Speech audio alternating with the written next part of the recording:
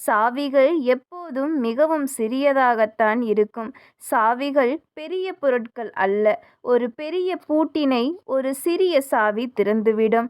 மக்கள் புத்தரிடம் நாங்கள் கோபப்படாமல் இருப்பதற்கு என்ன செய்ய வேண்டும் என்றோ அல்லது நாங்கள் பேராசைப்படாமல் இருப்பதற்கு என்ன செய்ய வேண்டுமென்றோ அல்லது சாப்பாடு மற்றும் பாலுணர்வு ஆகியவற்றில் அதீத ஆசையுடன் இல்லாமல் இருப்பதற்கு என்ன செய்ய வேண்டும் என்றோ கேட்டதுண்டு.